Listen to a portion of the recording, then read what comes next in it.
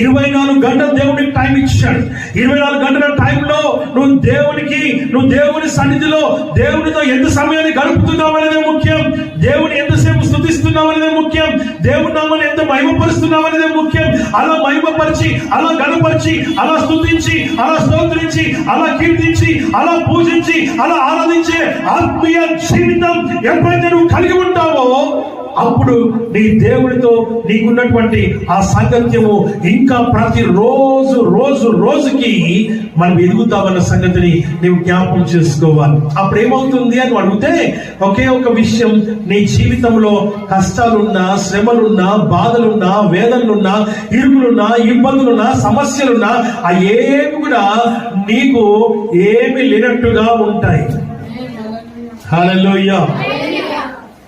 ఇది పేపర్, ఇది మనకందరూ తెలిసిన పేపర్ అన్న సంగతి. దీని బరువు ఎంత ఉంటుందండి?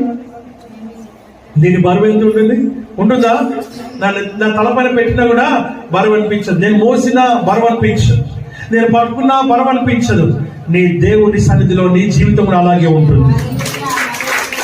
హల్లెలూయా. ఎందుకో తెలుసా? ఆయన నీలో ఉన్నాడు కాబట్టి, ఆయన నీలో ఉన్నాడు కాబట్టి, ఆయన నీలో నడుస్తూ ఉన్నాడు కాబట్టి, నువ్వు ఆయనతో కలిసి నడుస్తూ ఉన్నావు కాబట్టి